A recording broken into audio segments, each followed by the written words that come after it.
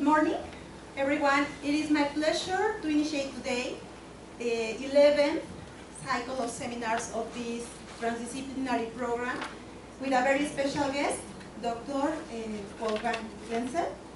Welcome, Dr. Glänzel, to Cinvestav, and thank you very much for accepting our invitation to present here the lecture entitled Criteria for Building Reliable Bibliometric Indicators for Measuring Research Performance on Data Sources, Data Quality, and Caveats in Designing and Applying Indicators. Let me, first of all, to highlight some relevant aspects about Dr. Glänzel's background and trajectory.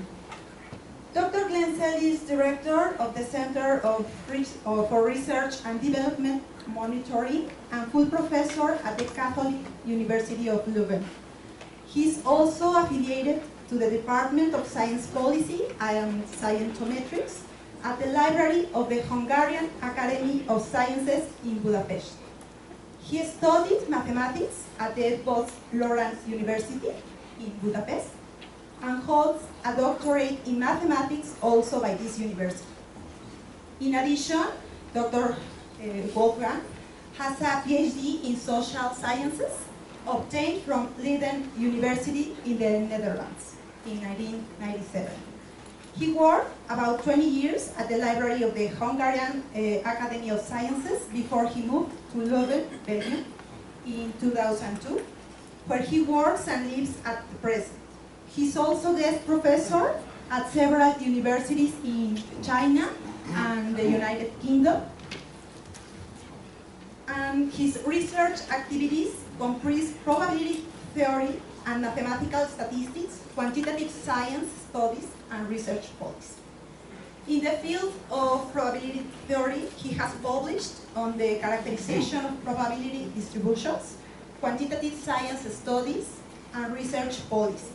His research is mainly focused on models of scientific communication, development of scientometric indicators, analysis of co-authorship patterns and research collaboration, structural cognitive mapping of science, bibliometrics aided retrieval, and measurement of research performance at various levels of aggregation. Dr. Glänzel has published numerous journal articles, proceedings, and book chapters, and co-authored and co-edited several books. He was Alexander von Humboldt Fellow for 2 years in Germany, and in 1999 he received the prestigious International Derek de Sola Prize Award for his outstanding contributions to the quantitative studies of science. He is Secretary-Treasurer of the International Society for Scientometrics and Informatics and Editor-in-Chief of the Society's newsletter. Moreover, Dr. Glänzel is Editor-in-Chief of the international journal Scientometrics since 2014 and academic editor of the multidisciplinary open access journal +1 since 2013. Welcome, Doctor, to Cinvestav.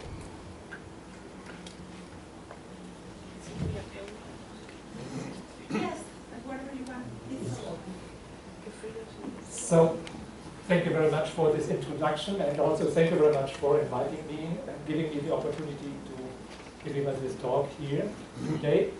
So it's something I prepared, we can very much discuss upon, and I find this topic very crucial for Scientometrics. So, nowadays you can find bibliometric services and tools everywhere on the internet. Most tools are free for use, and you can just download your data from several bibliographic databases or simply from the web, and you can use them, the data as input for these free tools, and you can come up with some nice results in terms of mapping of the landscape of scientific research or other things that are very sometimes very spectacular, because these tools are very nice to look at, but the question arises if what you are doing there is really sound and meaningful. And that's the reason why I would like to present this talk here. And I have to say this talk has a background and was initiated 2 years ago by, at that time it was, I think it was the Thomson Reuters, now Clarivate Analytics, who invited persons to talk about the way how they use their data in a professional bibliometric environment. And I collected some important aspects and viewpoints. I summarized them and discussed them. And it was interesting. I had some results I'm still using today. And you can see, of course, the data are dated 2017 because they are highly relevant, and even the representatives of Thomson Reuters Clarivate Analytics were not aware of the importance of these issues. Of course, like other database producers, they are working on improving their data they provide, because these are professional commercial databases. You have to pay for the services, as you know. And of course, for your money, you can expect some quality as well. And we had some heavy discussions about not only the quality of underlying data, but also on their own services they provide, because on top of their bibliographic databases, they also provide data tools like, you might know, Insight, for instance, the traditional journal citation reports, which have a long tradition, go back to Garfield's activities in the 60s already, and other tools as well, also that are associated with the Web of Science database. And of course, they are also working on the bibliometric tools they provide. And so we have a discussion, and we invite bibliometricians all over the world to work together with them on the improvement of the language. So that's the background of the history. In the meantime, of course, I have worked further on this kind of data use. First, I will start with a short prologue. Then there's a second issue from information to evaluation. So also this goes back to a presentation I had in 2006 in Madeira in Spain. It was an invited lecture where I first pointed to that issue. And I find it very crucial, because most of bibliometricians, even today, and the users especially, are not aware of this issue. But I can tell you why this is so important. Then it's about the appropriateness of data sources, the quality and cleanness of data, with some basic problems of author identification and institutional assignment, because these are the most often used data sources for assignment. Most assignment nowadays is done on the institutional level or on the individual researcher level or team level. Okay? It's about the soundness of methodology. And here I have also a special issue I would like to discuss with you. It's about subject granularity. It's an often neglected issue, but it's quite crucial. And finally, some special issues on aggregation level. What is meant by that aggregation level means the level of what we are analyzing, be it the national level, the country level, or institutional level, or the micro level, which means the level of individual scientists or teams or research groups. And a short epilogue. Chapter 1. From information to evaluation, the big term. And here I would like to go back to what I mentioned. So, of course, before I come to that, I have to say that the way from bibliographic data, or from data you use for your bibliometric work, to appropriate bibliometric indicators for measuring research performance is a long and stony road. What do I mean by long and stony road? So sometimes we made an estimate at our institute, what is the time needed for cleaning data and processing data. And we came up with the result, mostly up to 80% of our time is used and consumed only for this kind of work, what I use, what I usually call pre-bibliometric data processing, because it's far before bibliometrics. This is making bibliographic data fit for bibliometric use. So this is actually, it's sometimes it's less, sometimes it's more. It depends also on the level of aggregation. At lower levels of aggregation, you need more time to clean data and to process data. And for national data, country level data, it's a bit less. So now I would like to come to my favorite topic. It's from information to evaluation. And it goes back to Jim Garfield, actually, who passed away 2 years ago. He was the founder and chairman of the Institute for Scientific Information, which is now part of Clarivate Analytics. It's in Philadelphia. I had the big, I can say, honor to visit him still when he was alive at his institute in Philadelphia, and I had also the opportunity to talk to him. He created, developed and he created the Science Citation Index, which was actually the world's first large multidisciplinary citation database. So citation databases have, of course, a longer tradition already, but not in the context of a multidisciplinary citation database, including all fields of the sciences. In the beginning, social sciences and humanities and arts were not included, but at least all fields of the sciences and applied sciences. So the SCI, the Science Citation Index, was developed for the advanced information retrieval and for services in scientific information. And all the databases, the components of the databases, the editions of the databases were built around these tools. We had a citation index, we had a source index, we had a corporate address index, we had a permutant subject tool for that, which sounds a bit like Stone Age today, but it was revolutionary at that time. So you had two options to make your retrieval. One option was to look at citations, which was also revolutionary. The other one was the permutant subject index. So what they did, they took the title of each document and looked at term pairs of terms, and permutated that. So if you had n terms, you had n multiplies with n minus 1 couples of permutations. And that means you could look for couples of terms, cowords, so to speak, free cowords in titles. And at that time, that was really a big step towards the future. Nowadays, where you have the option in topic search, for instance, in Web of Science or in Scopus, this is not, it's Stone Age. But at that time, where the Science Citation Index was available, mainly available at libraries in printed books. So I still work with that. You need a magnifier to read it.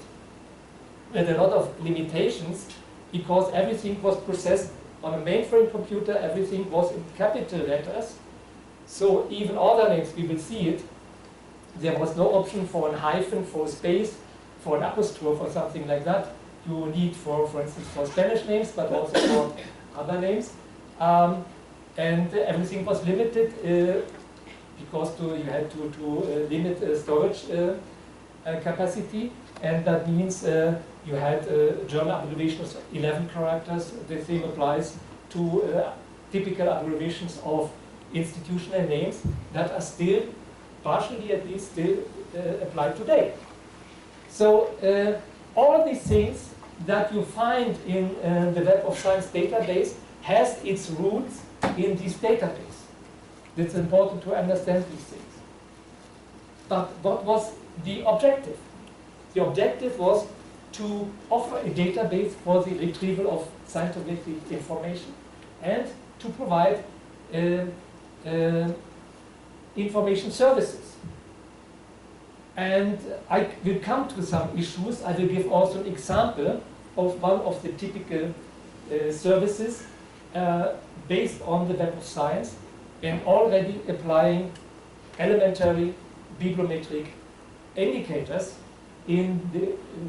just to support the services. And this is one of the statements by Jean Garfield. He even repeated some 10 years ago. The SCI was not originally created either to conduct quantitative studies, calculate impact factors, nor to facilitate the study of history of science. And we had some papers on that, some presentations as well. So this was cited from information retrieval to Scientometrics. Is the dog still wagging its tail? Because we had a presentation in the meantime, which was entitled "The Tail is Wagging the Dog," because we found that everything has a bit, what can I say, changed, put upside down. So we had some interesting services at that time. One was called ASCA service. When I joined the Library of Science in Hungary, I had also used this service because all the scientists affiliated with institute that have subscribed to this service, of course, might ask professionals to build a profile of their topic they are interested in. And the topic could be described by authors, by core journals, but also used the mean of citations. But of course, also Permaterm was possible to indicate keywords. And by using citations, also Scientometrics came into the picture. And it was a weekly alerting service. So at the end of each week, you got a list of relevant literature relevant to your profile, to your topic. And this was actually one of the services, information services, built upon the Science Citation Index database. Now, from information to evaluation. So in the 70s and 80s, Scientometrics and bibliometrics took a sharp rise and found a new orientation. And this has become, or this has arose, that because of science and sociology of science, also science policy has become interested in scientometric applications. And even more, science policy has become one of the main driving forces in the evolution of scientometrics. And we have described that in our article, Little Scientifics, Big Scientometrics and Beyond, with Usher Flynn. And this is characterized by two cardinal signs. So the first one is that Scientometrics evolved from a subdiscipline of library information science towards an instrument for evaluation and benchmarking. So, and that means that as a consequence, tools that have been developed in the service of scientific information are still used, but in a context for which they were never designed. Just to mention the impact factor. That is one of the instruments created in the context of information services or scientific information, which has been used in research evaluation. So I think also here in Mexico, we are faced with this problem that the impact factor has been used as a substitute for citations or for quality measurements, so to speak, of research performance at the individual level, which has caused a lot of controversies and even ended up resulted in the DORA declaration. You might be aware of that. It's a recommendation not to use impact factors anymore. And I think it's a bit an overreaction because the impact factor still has some strengths, especially as a yeah, as a journal performance measure even today, but of course it should never be used to directly evaluate anything. Okay, so why has the impact factor, and what was the context of the impact factor? There was an interesting paper by Garfield and Scheer, published in 1963, and they have created that to identify journals that might be interesting candidates for the Science Citation Index database, because the Science Citation Index database is a journal database. It's based on index literature published in scientific journals. And I come back later to that. One of the unique features of the database was the full coverage. Once a journal was covered, all papers published in that journal were indexed in the database. That was unique. There was no selection anymore. It was just a selection on journals, but not on individual papers. That made a big difference to other bibliographic databases at that time. Now, it is a citation database. That means the logical way to select new candidates for the database is looking on how these journals are cited in the database. Okay? Yeah, and that was and so the idea of the impact factor was born, to have a size-independent measure of citations to scientific journals. So that was the idea, and Garfield recognized that the impact factor is also a very good tool for the measurement of journal performance. But that's it. But it was actually in the 80s that the impact factor has become very popular, because it was a freely available measure, also in an evaluative context of at the national, institutional, even individual level. And here we have, of course, some conflicts. The impact factor was never designed for such use. There are also other things that I will mention a bit later in the context of this conflict between scientific information and research evaluation. We were faced mainly in the 80s and in the 90s. But again, just to mention, because maybe you know that also here from the Americas, the big turn has taken place because of, or in the background is not only the big little Scientometrics, big Scientometrics issue, as we looked at, so to speak, to mirror the evolution or the development from little science to big science, according to the Solar Prize, because there was a big issue in the States, mainly in the 60s and later on still in the 70s. That was the science indicators movement, which still works because it was a time where the National Science Board created the indicator book on science and technology. So I've been invited in 2015 to Arlington to prepare the new edition in 18, when we switched from the Web of Science to Scopus.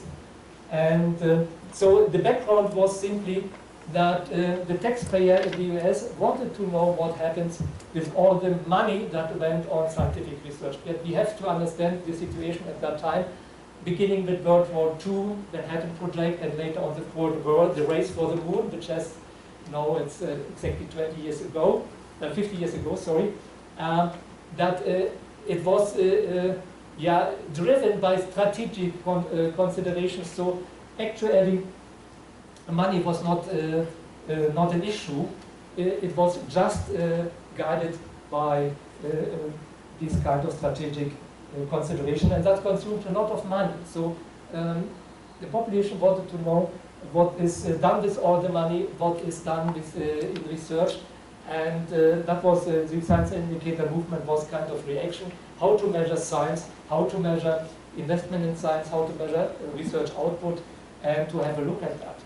And this was one of the driving forces to move also the applications of measures of science indicators more in the context of evaluation rather than to scientific information, which is more or less addressing all these tools for the use in the scientific communities to inform researchers about what's going on in their fields. Huh?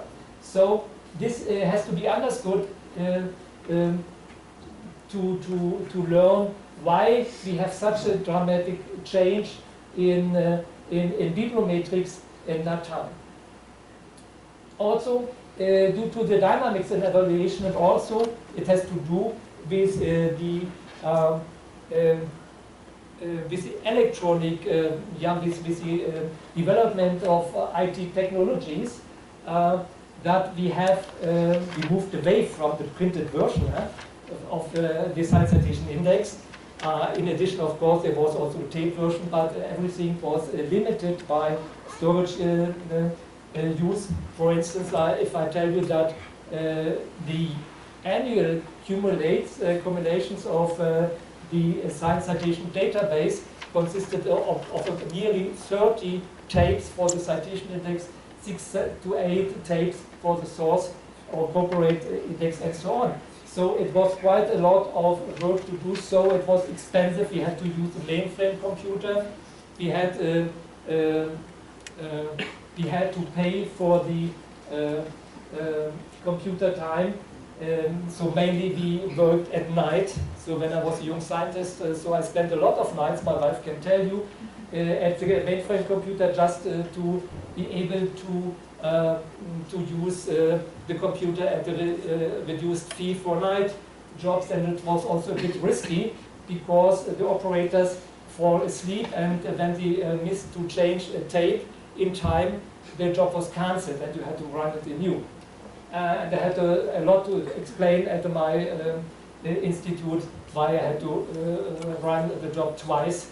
It was not to blame me, it was to blame the operators. So these are all the romantic things about my youth in Scientometrics.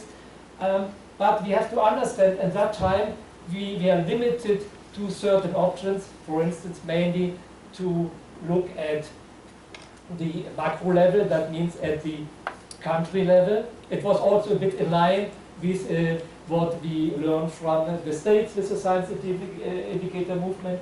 We had also learned quite a lot from Soviet Union, former Soviet Union, where they had also quite a large institutes on Scientometrics, VNIT, for instance, in Moscow, which is still existing. So, and due to the development in IT technology, for instance, also the data could be supplied not only on tapes, later on CD and DVD versions, and nowadays we have everything online. Of course, we have also the possibility of the web. We are interlinked. We can have access to servers quite far away, and it's almost free of charge, because in the 80s, when we used, for instance, the server in Dimby in Köln, Colonia in Germany, we had also to pay for each individual query. We had to pay for queries. Nowadays, when we are using the Web of Science or Scopus databases, if we have access, individual queries are almost for free. So that also means we can go down to lower levels, we can go to the institutional levels, and most notably, we can also do micro studies, conduct the micro studies. That means we can also deal with individual teams or researchers. So that's actually now in the foreground of bibliometrics, and that means, of course, that we have also to change our tools, and we have also higher demands on data quality, because if we come down from the national level to the micro level, so then it means we have an absolute data quality is an absolute imperative. And now I can tell you, give an example, for instance. While in information services, a certain incompleteness, false negatives, for instance, even some errors, false positive, might be tolerable, as the results might still be useful in benchmark and evaluative context. Such errors can have fatal consequences. And Wood raised the question of errors, namely of what is an acceptable error rate in the assessment process. To give an example, the ASCA services I mentioned, the weekly alerting service. So you had your profile, you were interested, for instance, I was interested in distribution theory or some special things. They provided me a profile by professionals, and every week I received a list of relevant literature.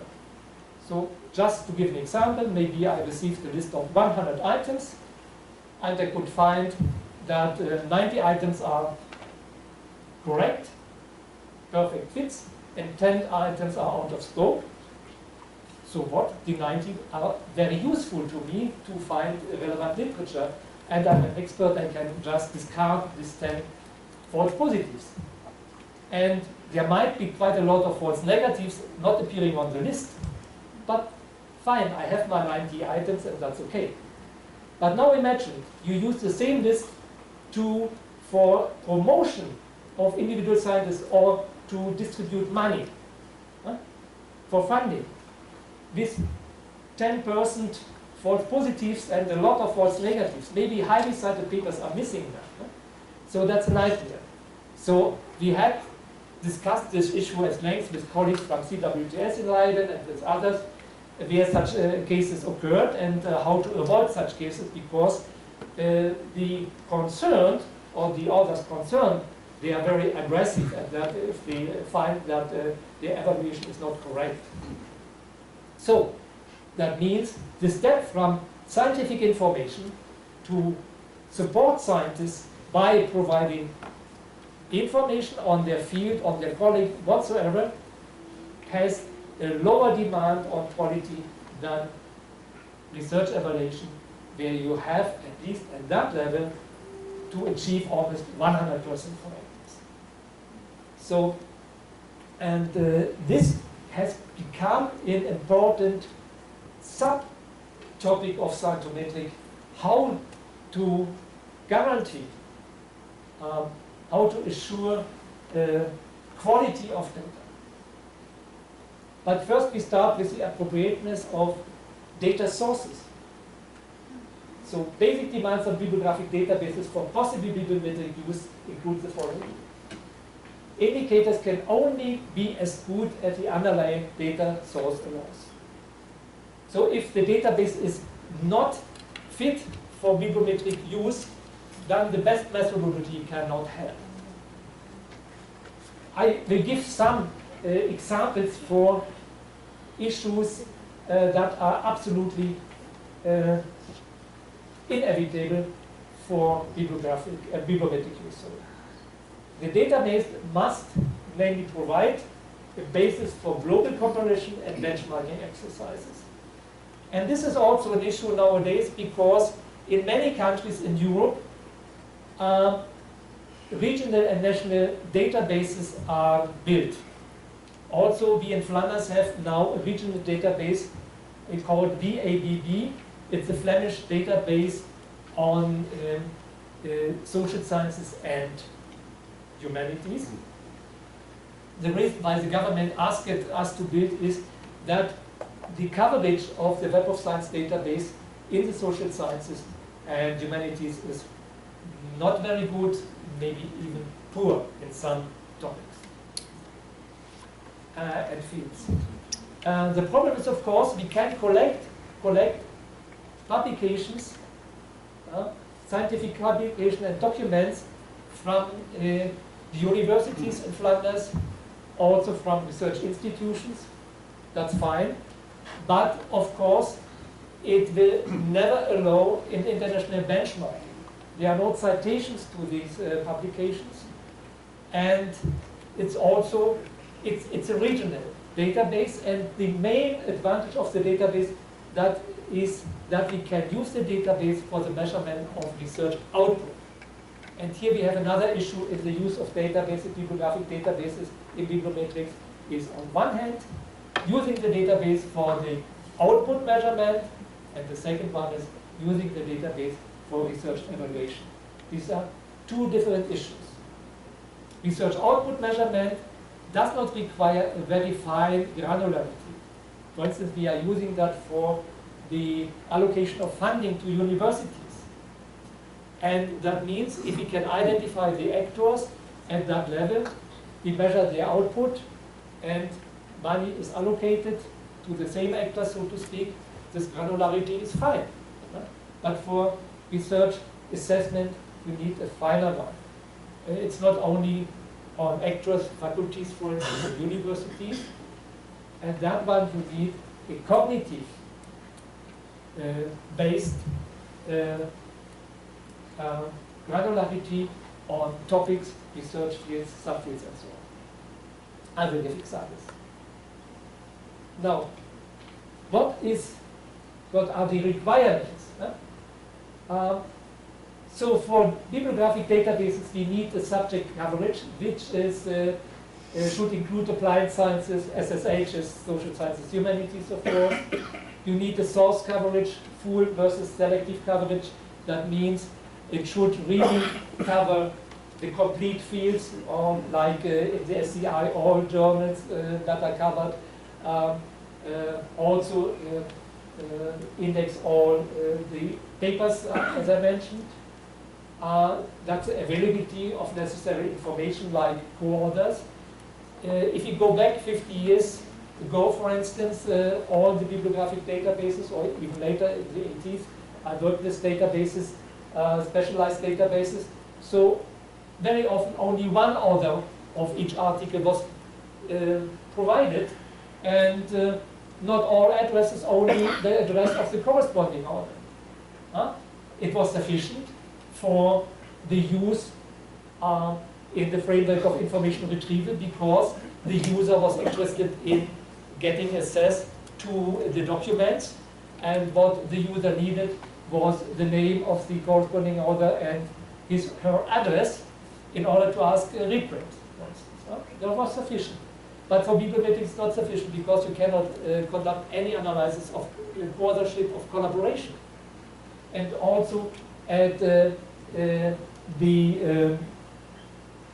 even at the country level or the institutional level, you need the information on the affiliations of all authors in order to identify the countries in which these institutions are working, and also you need the institutions, universities. And of course you need an author affiliation link. That was one of the big issues in the Web of Science database for a long time, about 2006, that we had all the authors and we had all their institutions, but there was no link between the two. What we knew was mainly that the first author can be associated with the first address, but that's all. And this required a lot of cleaning work to individually assign the authors to the institutions. We still did that in Flanders, and it was really for some purposes where we needed it. And this was a big issue. Now it has changed. Both databases, Web of Science and Scopus, provide a link between author and affiliation, even if the link is not always unique. So one author can be affiliated with two institutions and vice versa. Which makes it also difficult, but this is a methodological issue, and we can solve this multiple assignment. We have this assignment between authors, institutions, and we have a multiple assignment between documents and subjects. Of course, one document can be assigned to several subjects, and we have to cope with that by bibliometric means. So, further criteria concern, among others, publication type.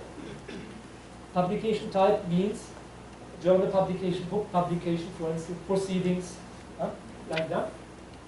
Within your publication type, you still have different document types like research article, review, letter to the editor, editorial, meeting abstract, and so on.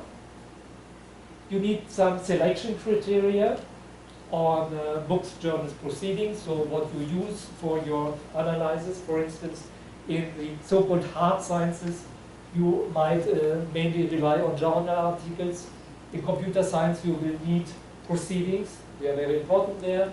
And in the humanities, of course, you need books, monographs, and non-serial literature. You have some possible redundancy of information. You have to keep this in mind. For instance, translation and different publication types of similar documents. For instance, if you look at the career, so to speak, of a scientific publication, it might start with an article in a national proceedings edition, then it might be presented internationally. You will find it in an international proceedings. Then later on, a version will be published in a journal. So sometimes we find the same paper in 3 versions in the same database. But also translations or editions of books is an issue. You might ask or wonder if the second improved edition of a book is a new book or just the same book in a more or less improved reprint version. And so on. So you have to keep this in mind when you use bibliographic data provided by bibliographic databases. Now I come to chapter 3, and this is quality and cleanness of data. So far we just looked what kind of data might be used in bibliometrics, what we need from databases, and what are the requirements on data in databases. But now we look at the quality of data as they are provided by the databases. The quality of data is mainly affected by the following ones: the authors and the publications indexed in the database, the editors of the journals covered by the database producer, and the user of the database. So these are these 4 instances, so to speak, and the 4 actors that have an influence on the quality of data as they are or as they are available through the databases in bibliometrics. And the authors are the main source of errors, so to speak, in their data. It starts with indicating their own names in the authorship field. Mainly it's the citations. I will give an example on that. The citations that are not correct is due to errors made by authors. But also the editors of the journals have an influence on the data quality because they have their own standards of providing information on addresses, on authors, for instance, or even on references. So you might have seen in several journals, the title is not provided, the title of the cited reference is not provided. It's just the very concise source containing of sometimes first order, journal, volume, issue, page number, and something like that. Oh, good morning. Of course, the database producers also adding some errors to the system. And of course, the users of the database, even the bibliometricians, are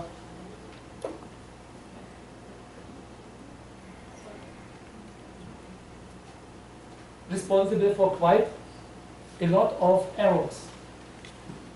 So, and what are the fields, the data fields and items that are strongly affected by these errors? Author names, citations, addresses and institution names, document identifiers like DOIs, for instance, funding information. As I mentioned, authors themselves are responsible for many errors, including names, references, addresses, titles. And that means, sorry for the typo, it should be titled. Note that wrong titles of cited work may result in incorrect keyword plus in the Web of Science core collection. So you know that the Web of Science core collection provides 2 keywords. One is author keywords, and keywords plus is extracted from the title of the cited references. And if the titles are incorrect, of course, they cannot extract correct keywords from the wrong types.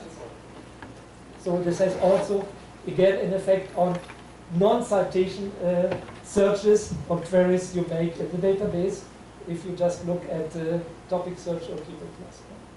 Okay, data extracted from bibliometric database, we were careful cleaning, we know that processing before we can use them for bibliometrics, and this applies mostly to order identification, address cleaning and standardization.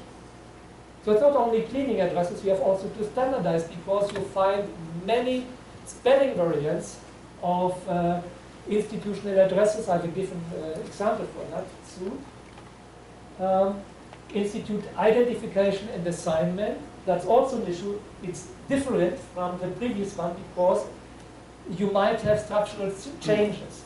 For instance, in 2003, all the Austrian medical faculties were separated from the universities and they created new medical universities. For instance, the AKH, that is the General Hospital in Vienna, was the medical faculty of, or part of the medical faculty of the University of Vienna, and this has become an independent medical university.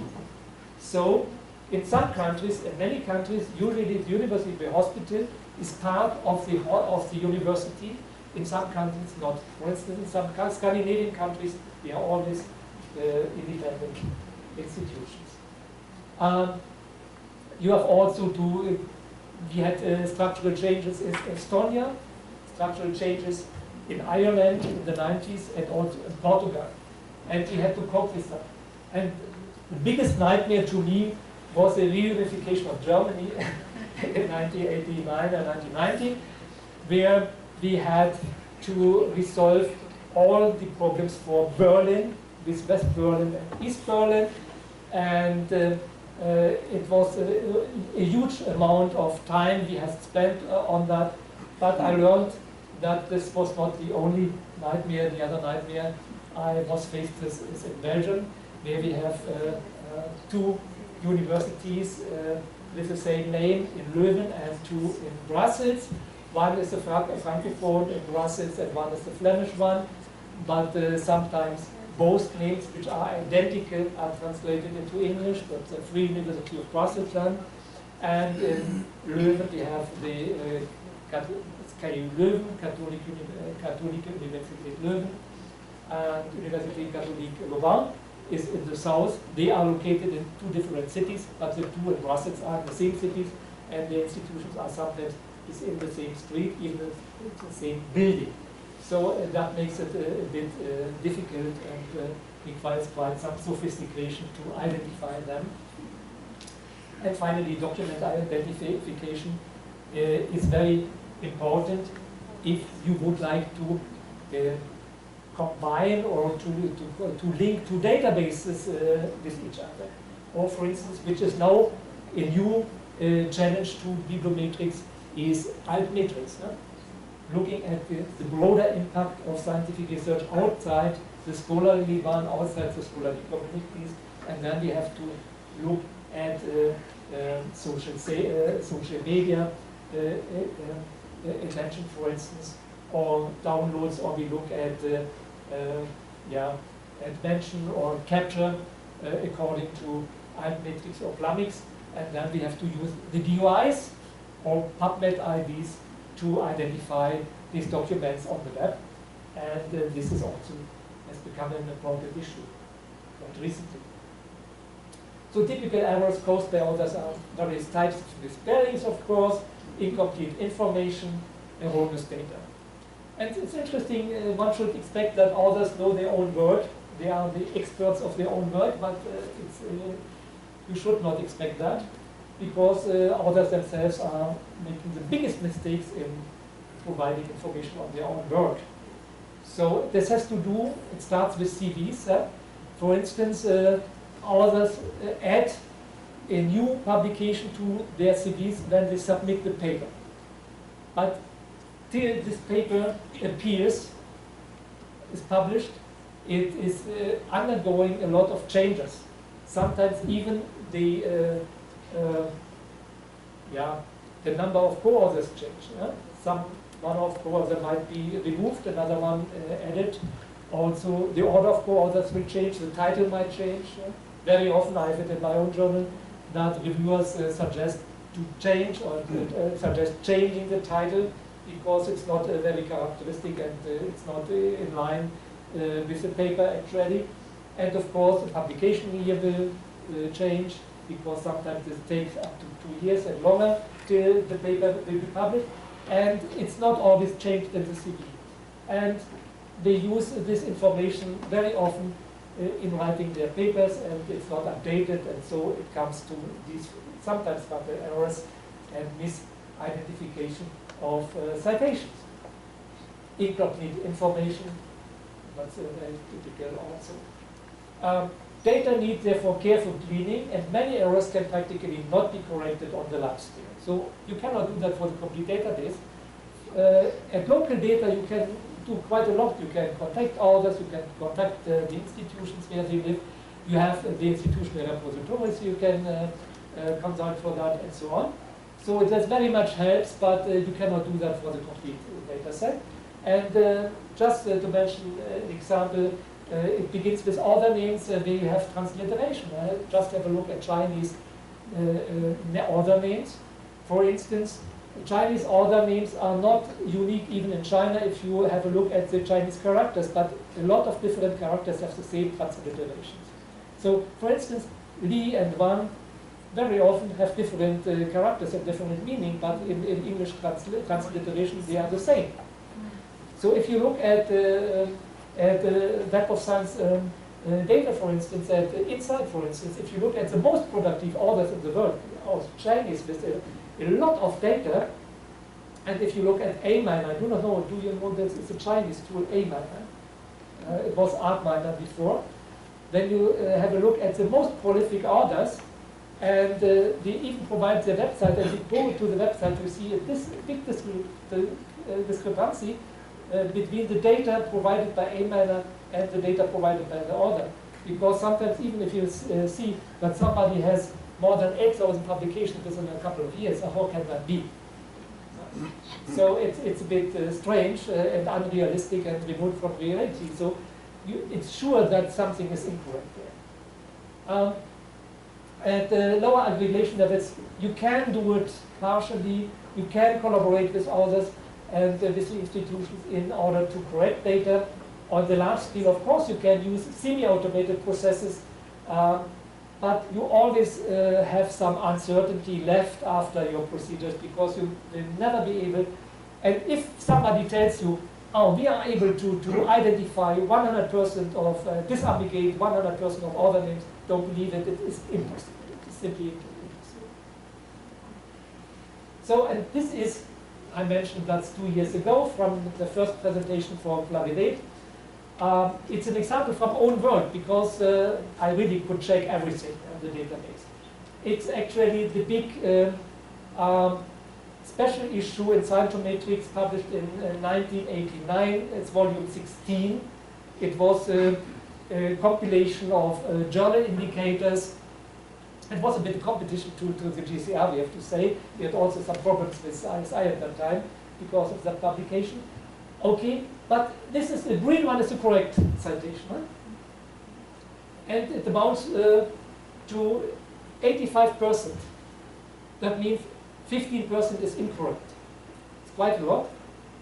And you see typical errors now in red, marked in red. It's a page number. Sometimes not the first page is indicated, but the site on which the page on which they found the information they cited, actually, they referred to. Or some thought, yeah, it should always start with page 1, which is not true, it started with page 3 actually. Or it's simply missing. Then other errors, typical other errors are incorrect publication year. Okay.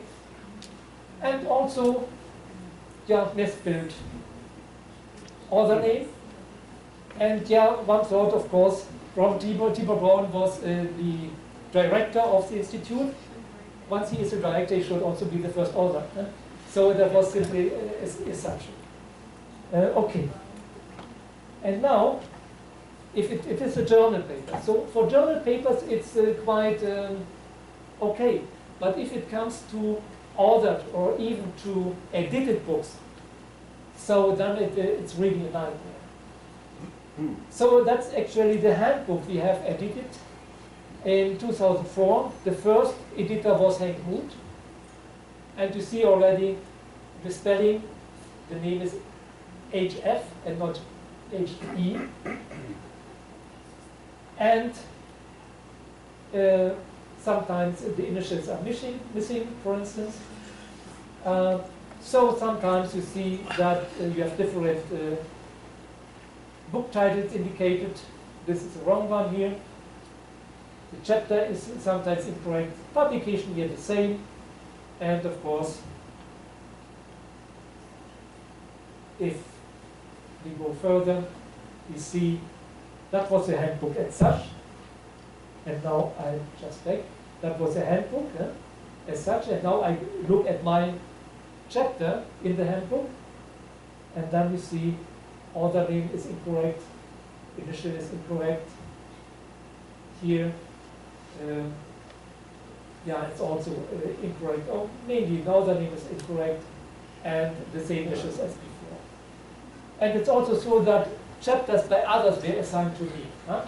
I think it was a chapter by Werner Hicks on these on the types of literature in social sciences, which was erroneously assigned to me.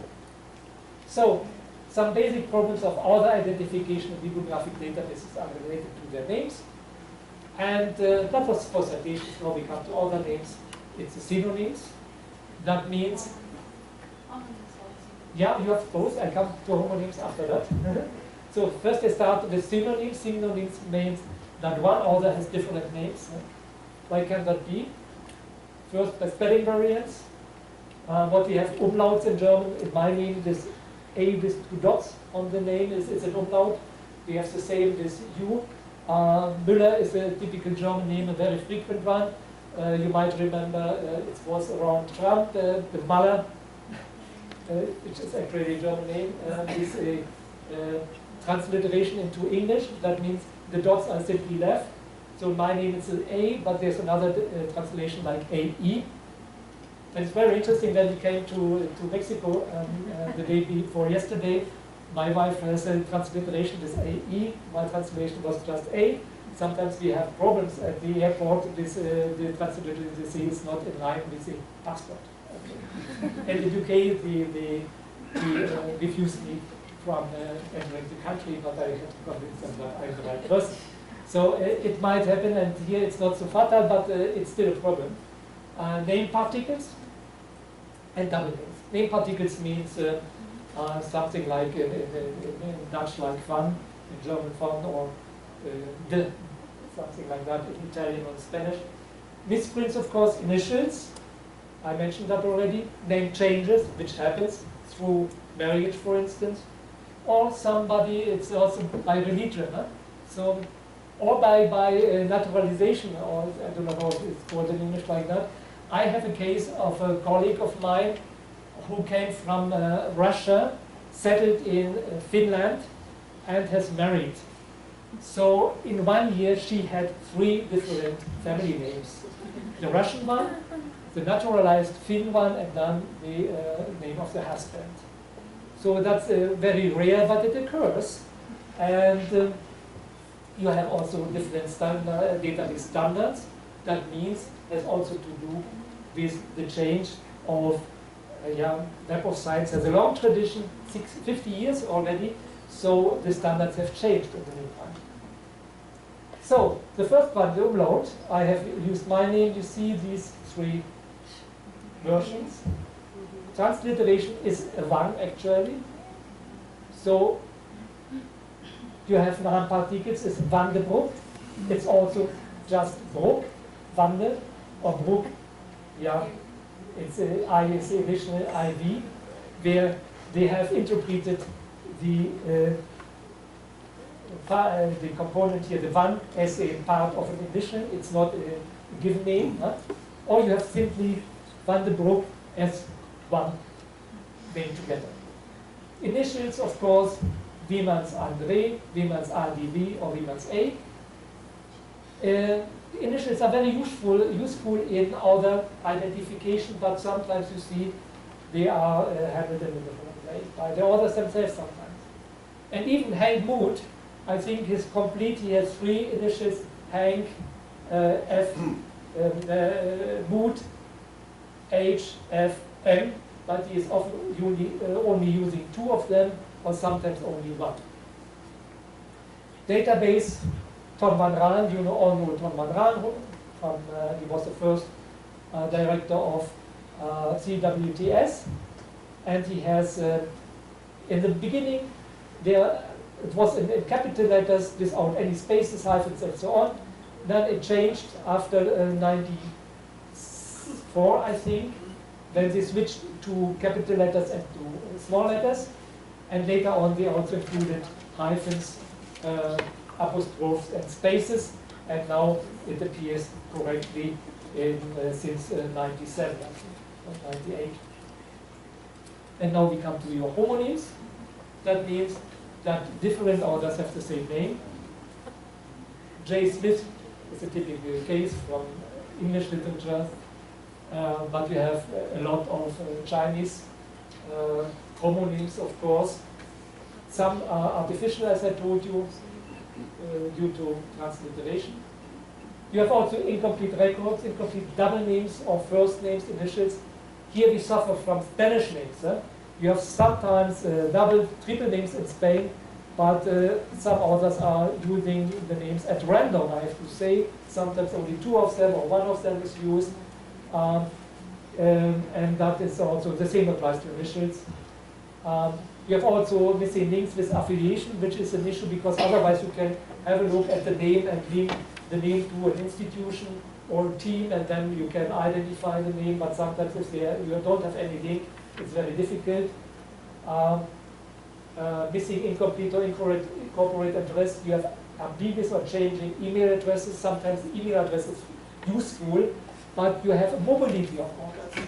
So authors are mobile, they are affiliated with a new institute, and they change, of course, their email address, and it's very hard to trace that. But I found also authors in the Web of Science database who used the institutional email address along with a Gmail address or Yahoo address. Mobility, I mentioned already, mobility is an issue, and also institutional restructuring. So I'm working at ECHO, you mentioned that, it's on all of my publications now, but it's a third name already of the same institution more or less. And of course you have mergers of institutes, or some institutional parts have become independent, so that's all a problem in author identification. So, data quality of address fields, and this is about institutional identification, which is also an issue, and it's at least as complicated as the previous one. In bibliographic databases, it does not meet, very often not meet the bibliometric requirements. So typical bibliometric tasks are studies of institutional research performance, funding formulas with bibliometric complements. You have sectoral assignment, which is also very important. Not alone just collaboration between countries or institutions, also between sectors. Industry, academia, public sector, government, and so on. And you have, of course, regional performance indicators. You have to assign your institute to regions. Quite a typical task in Europe is the European NAT levels, 1, 2, 3. You have to assign them to different levels. And of course, you have even then you have problems, for instance, in Berlin or Vienna. The main institute is located in the city, in the capital, and some parts of the institute are around the capital, outside the capital, and it's a different region, of course. Right? So these all are challenges. And the main challenge is to address cleaning and processing against organizational changes, national and regional peculiarities. In different countries, you have different standards, of course.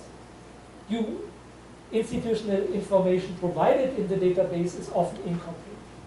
So sometimes you have just the university without faculty or department, or sometimes, I do not know, you are certainly familiar with that, one of the biggest research organizations in Germany is the Max Planck Society, and they have a lot of institutes in practically all fields of sciences, social science, humanities, and sometimes you find just Max Planck Society without any indication of the particular institute. Wasn't that the goal of Web of Science, regarding the organization? The organization has an option that they provide.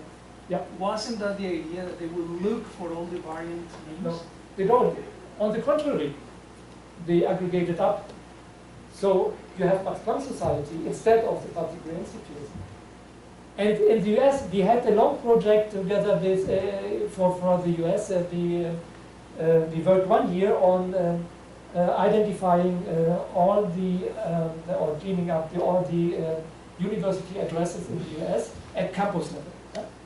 And they are aggregating the campuses up to the main universities in the enhanced version. Right, the enhanced version. So you lose a lot of information, and sometimes not even correct.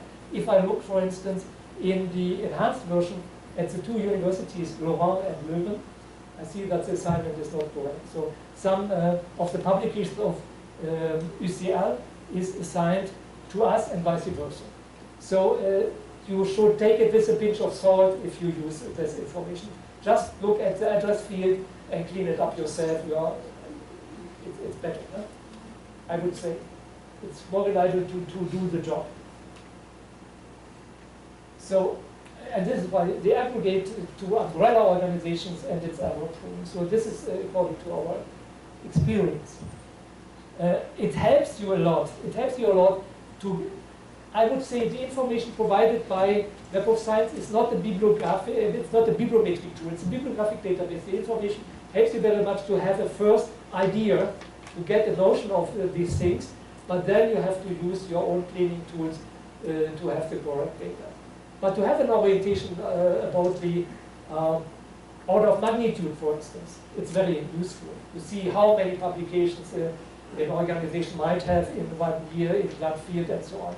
But to have the final data, you should really clean the data from the data you download from the Web of Science. And here I will give you some, maybe, I hope you can read it. This is how you can download the data from the Web of Science for collection. And here's a paper by Van Rossum. And here you can see Katholische Universität Leuven, KU Leuven, Department of Chemistry. And here you see the address is still KU Leuven, that's Leuven, it's my city. But here you see Louvain-la-Neuve, that's the other city. But if you look at the paper, you see Department of Chemistry, Katholische Universität Leuven, KU Leuven, Cinvestav, that's really our city, and here you see 3001 Leuven. Okay, but of course, there's another address which is correct. That's the second one here. That's correct. But the first one is incorrect. So this is something we have to clean. Yeah. So what would be the error rate for this particular institutional enhanced data? It's a very good question. So we can only say it for the data we have processed. But we cannot generalize it. Of course not. We do not know how it is in China, and Japan, and in Mexico. Yeah? And it's very hard to guess. The same applies to the citations. So here in our paper we found 15% error. In some papers we found 100% error. In others we found almost no error. It depends. You cannot sum it up, and you cannot say what the average is. So you have to do the cleaning of everything that you do. As most as possible. If it comes to critical data, you have to clean it one by one. So for the national statistics, you can be more tolerant because it's averaging. The errors are averaging the things. No? But if it comes to individual scientists or to individual addresses, so for instance, that's a typical thing we have to clean up for our government, because for the government use this assignment to to Leuven may not occur. And I will show you how we do with that. And this is, for instance, spelling variances of one university in Germany. This has number 69 because we have coded all the institutions in the countries we have considered. And you see these are the spelling variances in the address field of the same university or the institutions. For instance, you have to know that this is the acronym FAU, because it's Friedrich Alexander University, but it's located in Erlangen, Nuremberg. These are two cities very close to each other. There's a joint university is located there. And you see, you have University Hospital, Erlangen, Nuremberg, it's okay, but sometimes you find only FAU or Friedrich Alexander University. Huh? It's the same, you have to know that. Or you have to know that UB, there is UB Erlangen, Nuremberg, huh? There's no university mentioned, but UB is Universitätsbibliothek, University Library. So this is how it works. No. Yes. No, I was just going to comment that it happens a lot with, I run a session with the National University. Yeah. And they have close to, I don't know, 50 or 80, 60, 50 or 60 institutes. Yep. And sometimes they sign, with the name of the institute, with the abbreviation. Sometimes they don't put the university. So the number of variant names is appalling. It's huge. Yeah. This is what we have found in 2 years. It's also outdated a bit, but at that time we have found that when we created this coding, and we had to code them. And it's also quite interesting because sometimes you have small countries with a lot of universities. And on the other way, we have just 5 universities in Flanders. In Belgium we have more, of course, because the Walloon has also universities. In Germany we have more than 100 universities, bigger universities, because we did some work for the ministry, and we had to work with these more than 100 universities. And so that's the reason why we know a bit something about the landscape in Germany as well. So we are fine with 5 universities in Flanders, it's easily done. But I will show you how we proceed, because we ask the universities to validate our data and to add the papers we have missed based on the database because they are not correctly indexed. And they send us back their data they have identified, or we are double checking because we have to check the documents, for instance. We have to read the documents of the first page of the document if the university is really there. Because, scientists, if they are old and have a different address, but they say, yeah, I used to be a professor of that university, try also to add these papers. So it is double, triple checked, and at the end it's nearly absolutely perfect. So we may not make any mistakes on that. But we just have 5 universities in Flanders, and that's all. So soundness of methodology, that's another issue. Once we say, no, you have more or less clean data, you have the data are processed, are in a good shape, now we can use that then for bibliometric applications. But now we have, again, 2 issues. One is the conceptual, and the other one is a theoretical issue. We have methodology. So there's one, we say, conceptual part, that has to do in how we have to design, generally design the indicators, and we have, of course, to avoid that we compare apples with oranges. Huh? So it's a general issue. For instance, you can standardize indicators, you can bring them down to the same standard and level. But is there any point to compare a mathematician with a biochemist, for instance? Or is it, does it have a sense to compare a business school with a medical school? So that's a question. Huh? Even if you use the same indicators, and you can nicely standardize and normalize them. But yeah, you don't address the question now, should I give my money to a mathematician or to a biochemist? So it's not the right question. So you should pay attention to the interpretation. Huh? Yeah? For instance, very often I still see that citation impact is considered kind of quality. Citation impact is not a quality measure. It's citations reflect the use of scientific information within the framework of scholarly communication. Huh? This is actually what is it. If I put an item to my reference list, then I indicate, I explain that I have used the information or some information published in that paper for my present work. It's not always correct. Sometimes, it's copy-paste from something, but it should be that way. And this is not yet an indicator of quality.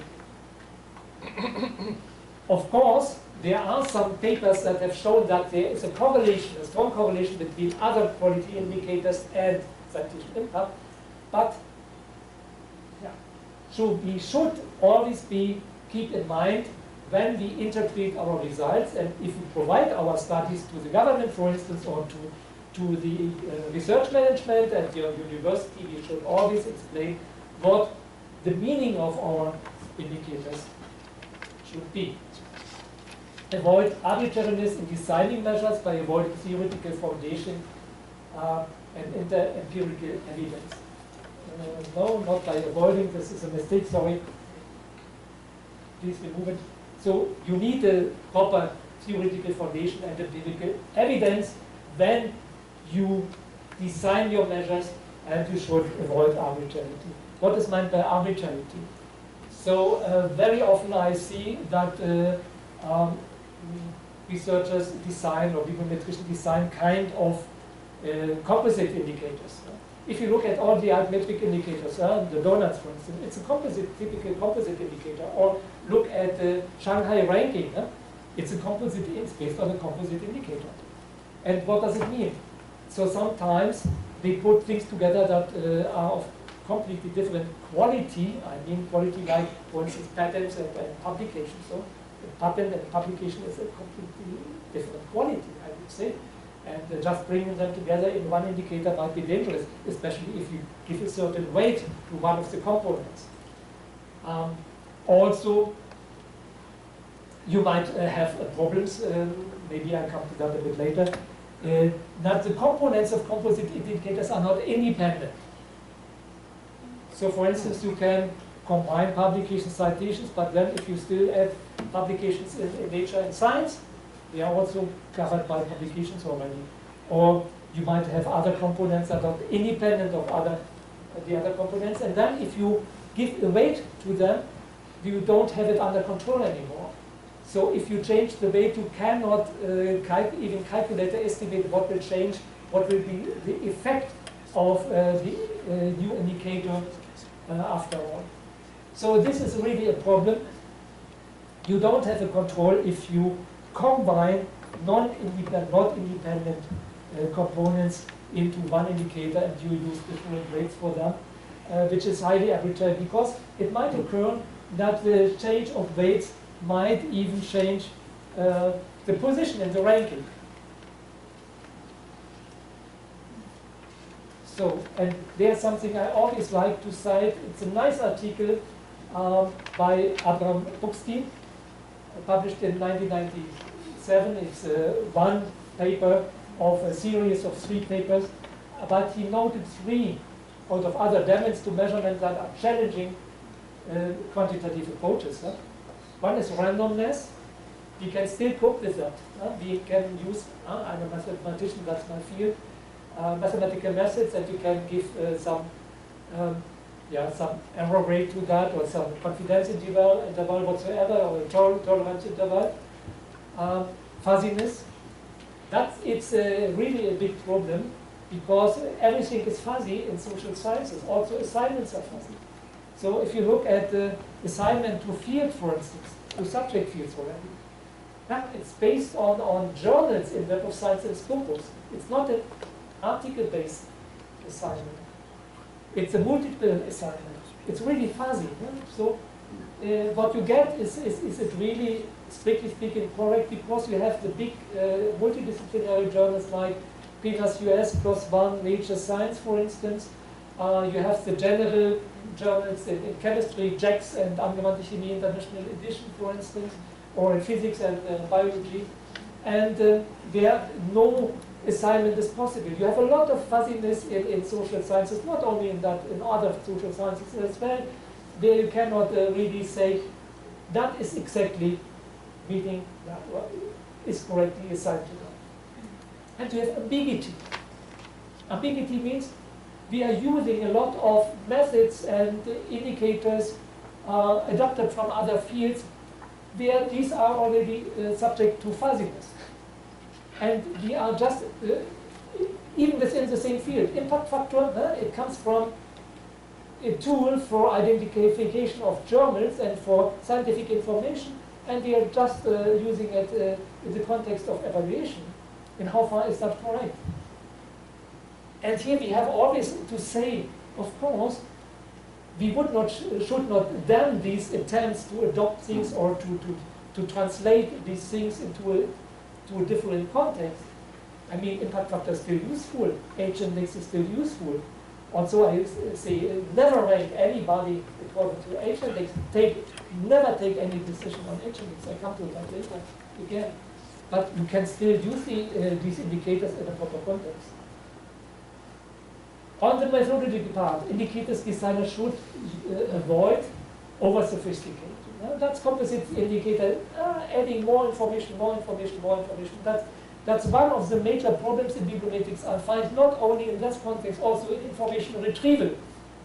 So I've seen such long search strategies for nanotechnology and other topics and fields where I find so many things are added, and so at the end you do not know what happens if you add a new term, a new item, or remove another one. What is the effect on the whole thing?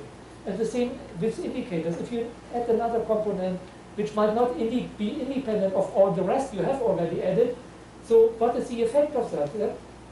You don't have it under control anymore. And the opposite thing is simplification. You might ignore important things in your indicators, important aspects, and you reduce it to just one aspect. So for instance, if I have a look at, for instance, at all the journal,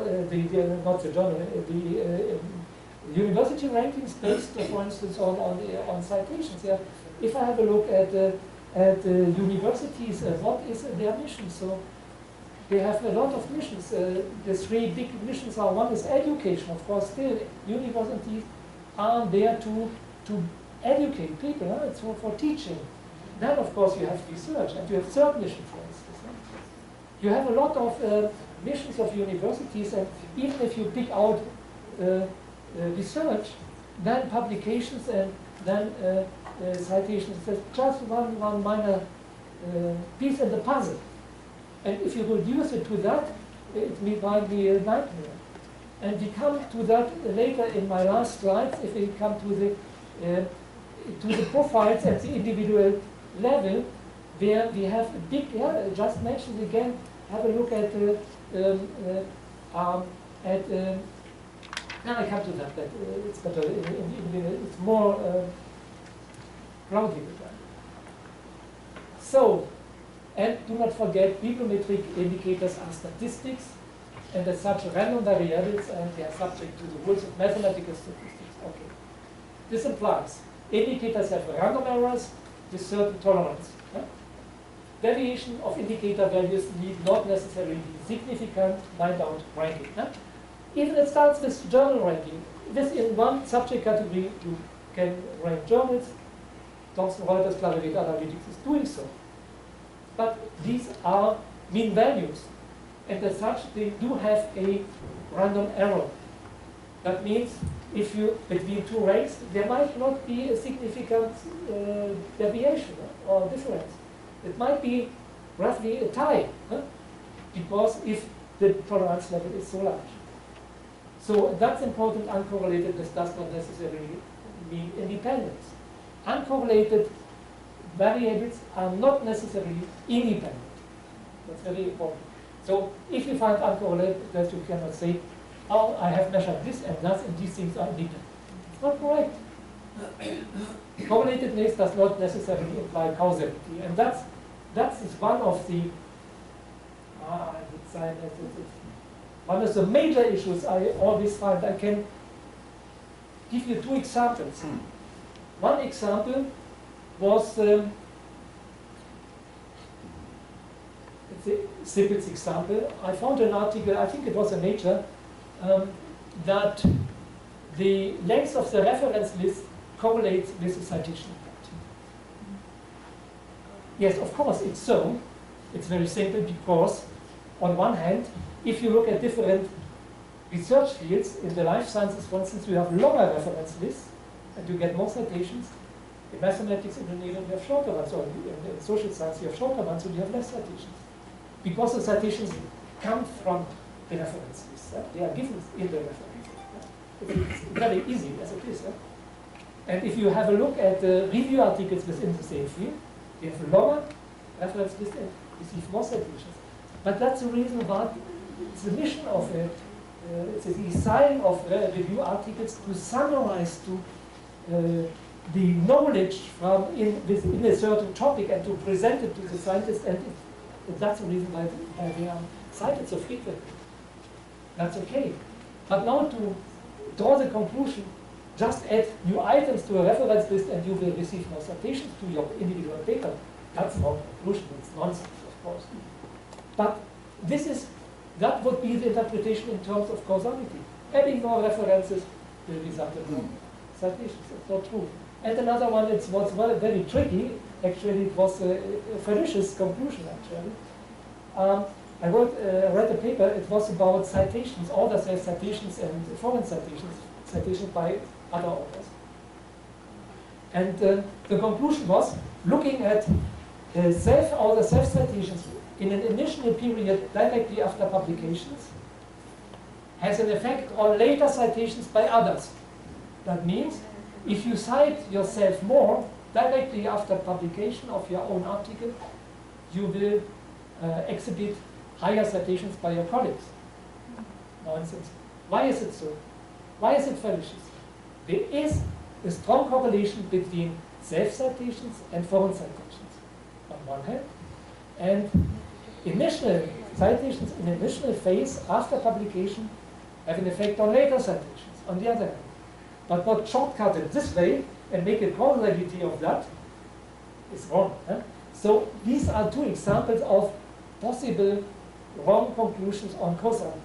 To be very cautious with these things. Even the second example always suggests it, because first you measure your author self-citation and later on citations by others, so there must be a causality. It's not the case. Okay. In addition, the two following conditions should be observed, namely, most underlying frequency distributions are discrete, non-negative, integer valued skewed, and have heavy tails. So normally, this is the main argument, don't use mean values because these are not, they have long tail and are very highly skewed, and you should not use them. It's not quite true because if you have a look at several distributions like a Poisson distribution, maybe you have heard about that, it's a very popular discrete distribution, it's integer valued. The mean value is still the best estimator of the parameter of the distribution. So they are using that. It's also so, it's integer valued. So for instance, there's nothing in between for publication activity. Whether you publish one article, another one, there's nothing in between the two. If your article receives citation, it's not cited, 0 citation, has received 1 citation, 2 citations, 3 citations, and so on. But there's nothing in between 0 and 1 or 1 and 2. Yeah? It's step by step. It changes a bit if your article receives a lot of citations. So in the beginning, 0, 1, 2, each new citation is a change in quality. Huh? Each new citation is a new quality, so to speak. Once your article has already received 1,000 citations, then 1,001 or 1,002 is not a quality change anymore, it's just a quantitative change, it's infinitesimal change. And then you can apply already continuous distribution models, like income. Yeah, have a look at income distributions. If you have an average income of, say, $2,500, 2,500 or 2,501 is not an issue, so you can use a continuous model. But if you have 0, 1 or 0, or 1, 2, none it is. So it's important, it's a simple thing, but you have to tell it, the user, that there is an issue with that. Yeah? The sample size sets natural limits to the Gaussian approximation. It's true that these are integer valued, skewed distribution, but the mean value is approximately normally distributed. Only if the sample size is large enough. I had also some discussion with Multidisciplinario on that actually. He told me it's not a sample because a sample has to be random. Not all samples are random. Huh? So for instance, if we make a test on a sample which might not be random, then we can conclude if the sample is drawn from a random or not, is randomly or not. If we have a large deviation from a random sample, then we can say it's biased. Huh? It's very easy. So, but it still remains a sample. But usually we say 30, 40 is the lower bound for something to be considered or used in the context of normal distributions. So, for instance, if you have a scientist who has not 30 or 40 publications, or an institute or a team, then you should not use these models. Huh? But for countries, there's no issue normally. And also for larger institutions. So indicators that are applied to research assessment must meet several important preconditions. They must be valid. What is meant by that? Valid means it should measure what it is intended to measure. So for instance, impact, citations, impact or citation impact is not a quality measure. Do not say that's a quality measure. Valid measure always measures that what it's intended to measure. It must be meaningful in terms of significance of measurement. So it must be a meaning. If you sometimes I see measures, so yeah, what does it cover actually? It's yeah, what do you measure actually? So it must be reliable in terms of underlying data. It must be robust, and this is very important. A small change to the system might not have an effect on the indicator values. Yeah? If it is not robust enough, don't use it. If you just add more or less something close to average paper into the system and the indicator is changing, then something is wrong. Of course, we know the example from the University Göttingen. Huh? There was a paper on Shadix in 2008, which has now received already 70,000 citations. Huh? Within a bit more than 10 years. So this has already an effect on the university ranking of the Göttingen University. That was the reason why CWTS stepped away from mean values and moved to percentiles, for instance. Right? So this is, of course, an exception. That's an absolute outlier, but I'm not talking about such outliers. It must be normalizable. That means you need something that you can put to a joint. You need a joint baseline, and you can apply it to that. You can compare it with the baseline. You have the effect with the H-index, which resists any temptation to normalize. Why is it so? It's practically not a citation indicator. It's depending on both the number of publications and citations, as you know. And it's very hard to normalize because it's also dependent on the number of publications, and it's not possible to normalize both aspects. It must be standardizable. It's simply standardizable is different from normalizable. That means you need to define a certain standard how to build, how to calculate this indicator. Otherwise you cannot compare it or you cannot replicate it. So, for instance, if I say relative citation impact, what is meant by that? So there are so many versions of relative citation impact. And then also you need to mention, okay, which document types are used for that. Are you including articles only, or articles, also review articles, also letters, whatsoever. So many things have to be clarified to have a standardized indicator. You have to, and if you cannot meet it, like in arithmetic, very often in tweets, for instance, or in Facebook mentions. For instance, it's very hard to standardize because it can cover so many things. And we had the first workshop on bibliometric standards already in Chicago in '95, and later on in 2013, we had an evaluation standards debate during an STI conference in Berlin in 2013, where we have dealt with that. This one result was actually the Leiden Manifesto that has been published in Nature, but this is not really a document on standardization. But this was one of the outcomes of the discussion. Now, this is a bit something that is not in a linear line of my discussion, but I wanted to mention that because to show you that this is a crucial issue, namely the subject granularity. What is meant by granularity? For instance, if you look at subject classification, you might have different levels. Even the Web of Science is using different levels right now. But you might have the lowest level. If it is about individual document assignment, you have very often hierarchical structures with 3-4 digits, where you can have a fine-grained assignment or not. In the Web of Science, it's not possible at the moment, but we have such a system with 3 main areas like sciences, social sciences, humanities. Underneath we have 15 major fields like chemistry,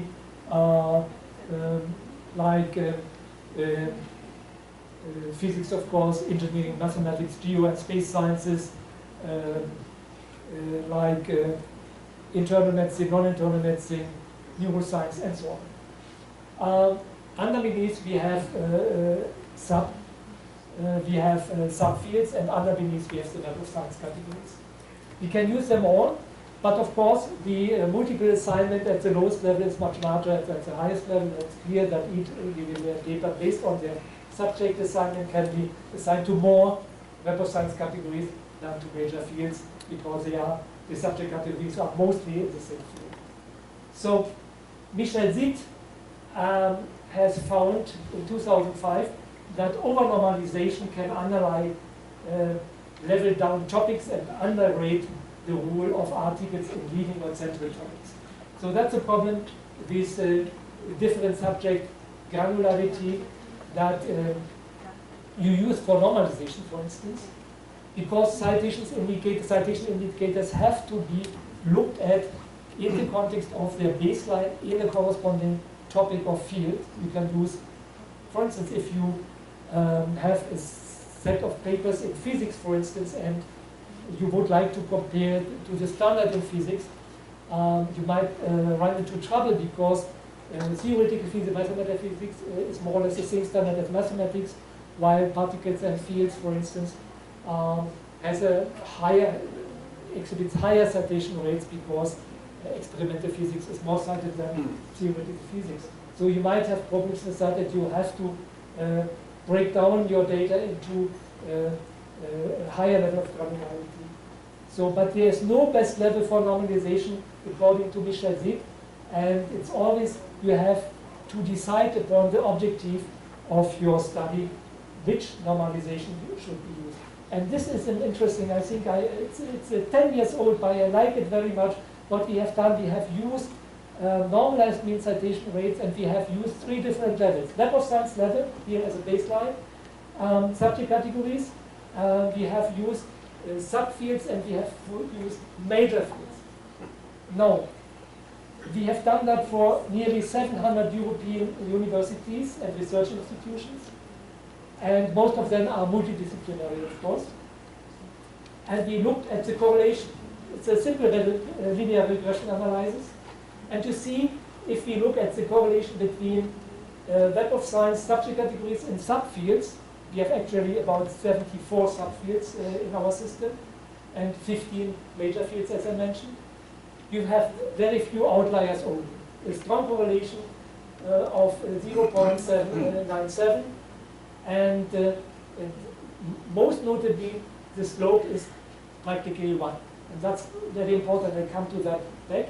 If we look at the correlation between the highest level and the lowest level, we have still a strong correlation with 0.84, and we have again a slope of 1.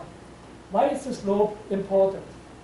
The slope is very often neglected in correlation analysis. They always look at the correlation coefficient only. What does it mean?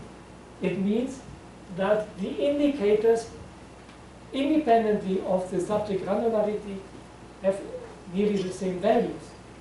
If it were, for instance, 2, that means if we switch to a higher level, it would increase indicator values by a factor 2. That's very important. But you can see that the outliers, the dispersion is much higher here. So the conclusion is, for instance, that for this exercise, for normalized mean citation rates, the 2 levels are quite good, but do not switch to the higher level. Then you have the problems with physics as general, geoscience as general, and so forth, and you have a lot of outliers. Okay, so this is one thing I would like to mention. And now, coming to the last issue, it's the aggregation level. Is we looked at the choice of indicators, and we found that the choice of indicators depends on the aggregation level. That means indicators appropriate for one level are not necessarily appropriate or applicable to another one. So what you use at the national, at the country level, is not necessarily suited for or fit for the individual order level. So always the context should determine which bibliometric methods should be applied and how they are applied. So we have one of the factors also, we found it with debatable in 2003, that at the individual level, the authors, the researchers themselves, become aware of the effect of bibliometric evaluation, and they get a feedback. So in terms of the promotion of funding allocation and so on, and they are always blaming us bibliometricians, saying we are responsible for that mess. But it's sometimes because of the policy use and sometimes the misuse, because the users of our indicators of our studies are often not informed about the real meaning of indicators and also the limitations. So this is an issue, and that's also the reason why we suggest always this scheme here. It's just a schematic presentation of what we have in mind. So we should use qualitative peer evaluation, for instance, and quantitative bibliometric indicators in combination. And here you can see it's the function of the aggregation level. So you see the right-hand side is bibliometrics. You can quite do a lot at the macro level. You cannot do much with peer evaluation because the quantity of data is simply too big. You don't have so many experts at the same level, and understanding that you can do that all with experts. And that's the reason where bibliometry is most helpful. And it's still at the meso level with universities and disciplines and journals, where you can already involve more and more experts. But if you come down to individuals finally, bibliometrics can add something to the picture, but you should more rely on experts. That's a simple truth, I would say, you should always keep in mind. So that means also at the micro level, bibliometrics can be very helpful. But do not rely on bibliometrics alone. And it's all the more important at the micro level that you are at the most accurate as you can, and the reliability and completeness of source is an absolute imperative at this level. So we have recommended some a combination between the two things, qualitative and quantitative things, and also we have given some 20 recommendations for bibliometrics at that level, the so-called do's and don'ts, individual level bibliometrics, and that's in a nutshell what you should not do is you should not reduce individual performance to one single number, of course not, be it the H index or something else. Do not do that. Don't use EFs as measure of quality. Don't apply hidden bibliometric filters for selection. So it's unfortunately, I found that several times, that at several institutions they use impact factor to filter out. Publications say only indicate to them, their researchers only indicate your documents, your publications that have an impact factor of at least. Don't apply hidden, don't apply arbitrary weights to co-authorship.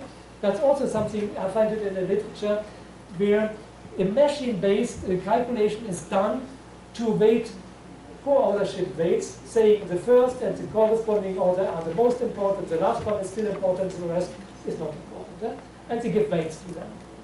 It's only the authors themselves know exactly what they have contributed, and nobody, no bibliometrician can tell that. Don't rank scientists according to one indicator, of course not. Even if it is a highly sophisticated indicator, even a complex one.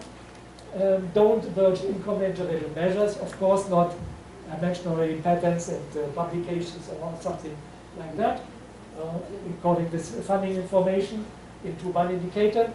Don't use flawed statistics. That's very often done. Some arbitrary measures. You do not know what is their statistical meaning. And I also found blindly trusted one-hit wonders. If a researcher has a paper in Science or Nature and nothing else, yeah, it might happen. It's nice to have, but it's not sufficient. So it might be necessary, but not sufficient. Don't compare apples with oranges. It's also one kind, even if you have seniors, you have junior researchers, you have full professors, for instance, but even if you have a professor, what is the profile, the activity profile of the professor? It might be a research professor with 60, 70, 80% of time spent to research.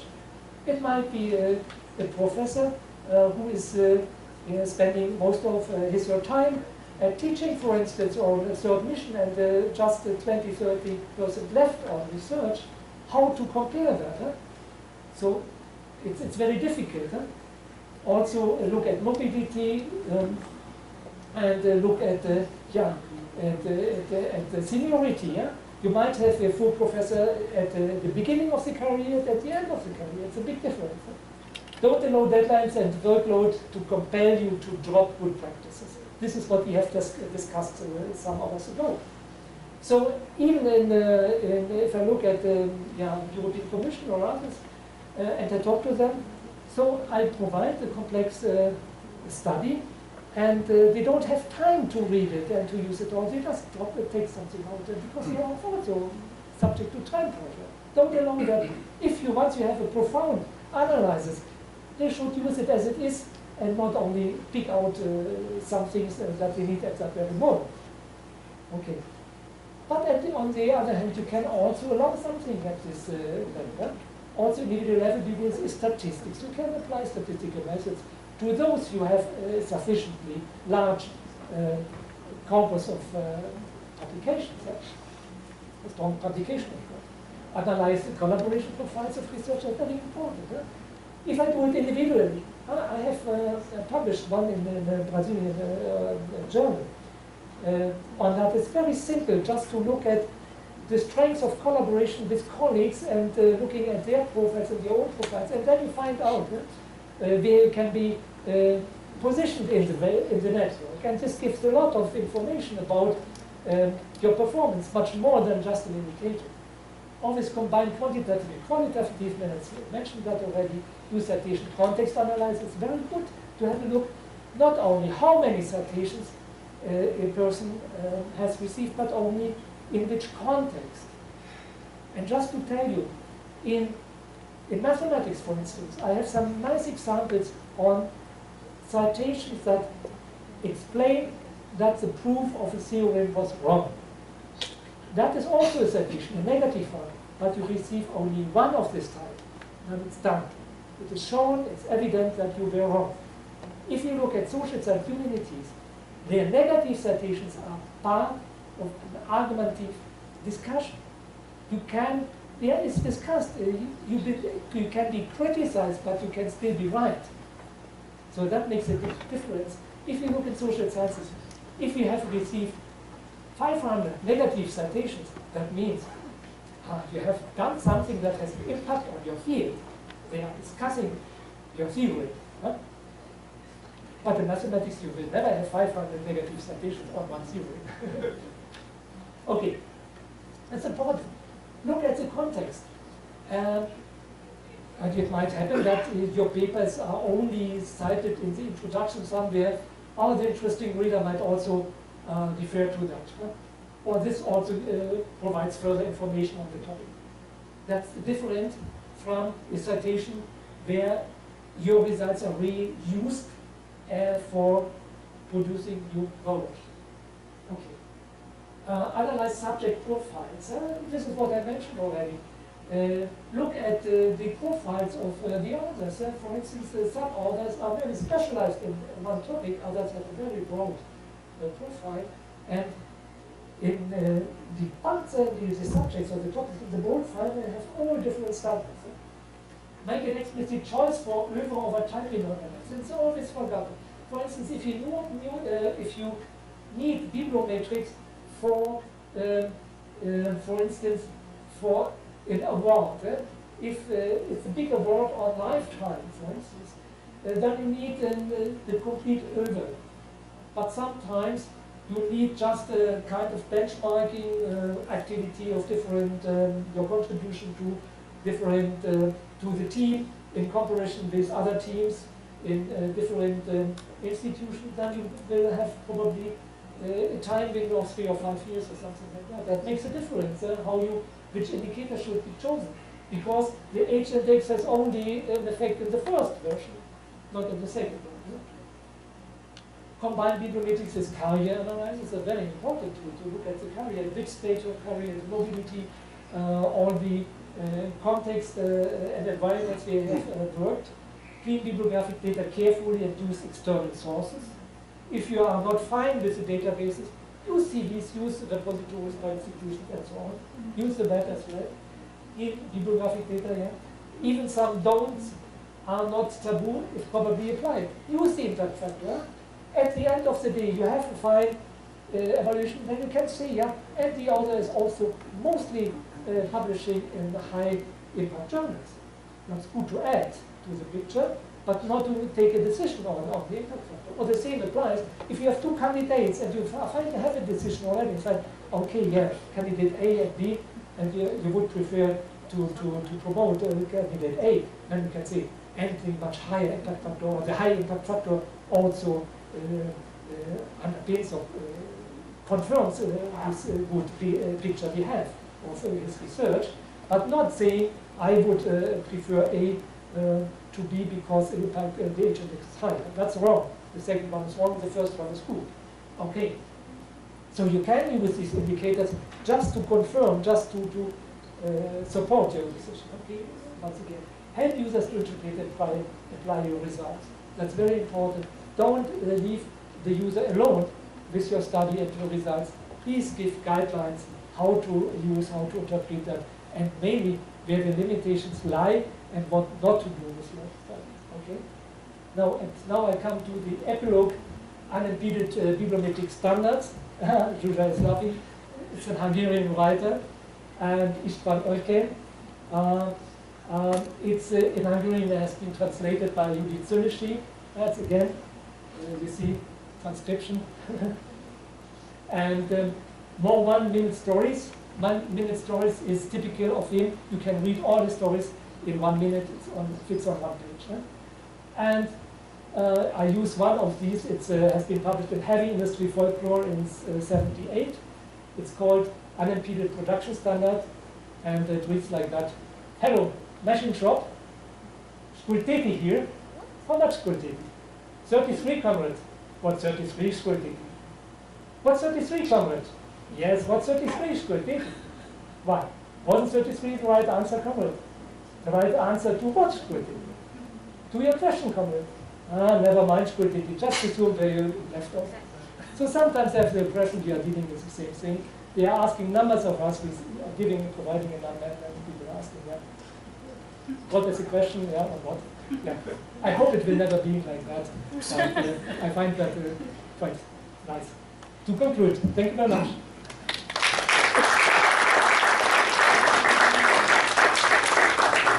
We thank Dr. Glänzel by this very complete overview on Scientometrics and bibliometrics indicators.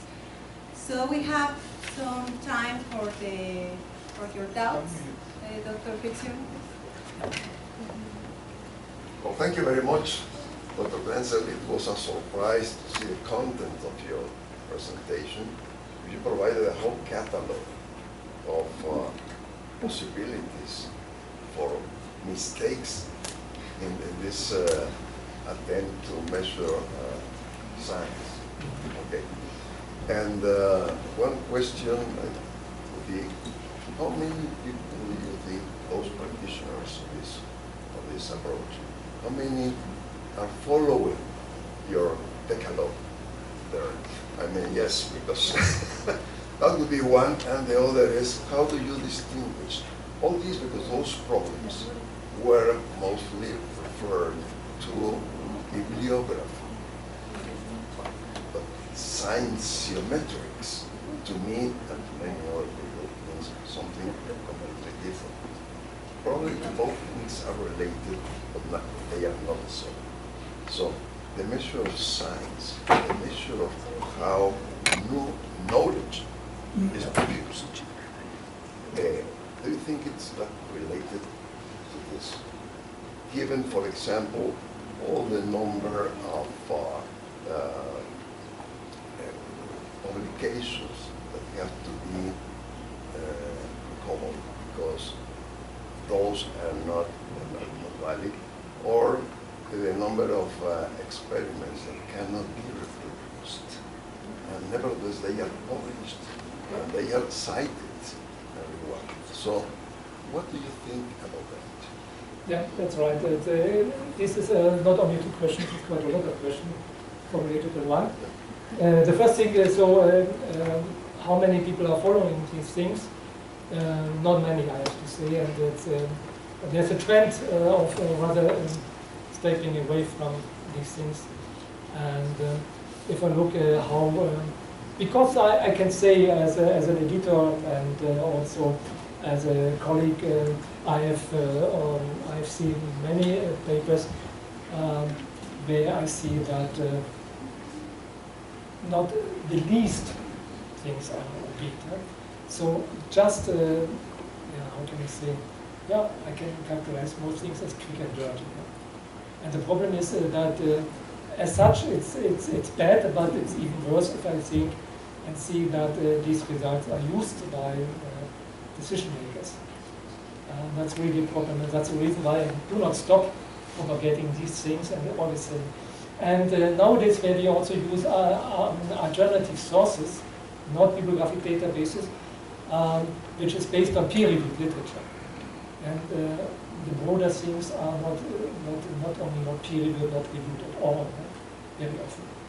So information from the web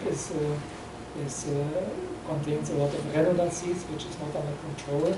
It's often not reviewed at all. So that makes a problem. You are measuring science is much more. This is just a little piece in the puzzle. Yeah? As I mentioned, the missions of universities, even their research, is much broader than we can measure by these databases. These publications are peer-reviewed publications in journals mostly. Proceedings, we have also proceedings nowadays, and we have books. But many activities are not measured. So especially, so for instance, notice for instance with excavations. Well, in the arts, with this catalogs, important outputs, it's not measured at all. And you're right that the knowledge production is is using quite different channels than like only these. But these are the most or the best examined channels where we already have several standards and we can rely on them, even if it just measure a small part of that. But what we can measure, if we do it correctly, is useful and correct. And I think we should aim at that, and we should try to extend these methods, and this is actually what we are doing now, to broaden these methods to other things that are not in bibliographic databases. But this is a challenge for this century, I have to say, in bibliometrics or Scientometrics, if you would like to say it this way. We are, of course, faced with one challenge, that what we have seen here, this was grown and developed within several decades, and the technical development was not so fast. We could keep pace with the development. But now if I look what is happening now in terms of the changes of even of scholarly communication, electronic communication. So we see that, for instance, these canons, so to speak, like journals, are more and more disappearing. We have open access, we have open access, we have data, we are using data. We are not publishing papers anymore, we are publishing results, individual results, for instance, which are also new knowledge, even faster published than these things. So, but the development is so fast that we cannot really keep pace with development, the appropriate method, and to validate them, because they have to be validated first, because we are using them in an evaluative context. Yeah? That's also an issue. We are nowadays challenged by that, and you are right, it's much complexer, and we need, how can I say, enthusiastic people who will contribute to that. Well, just one more question. Yes. In one of your first slides, you mentioned that people wanted to know what science could for, because they have to pay for it. Yeah. Okay. Now, probably you know that the European Community, last year or last couple of years, they made a survey into this, and they added two other impacts. One impact is scientific impact, of the money invested in science. The other is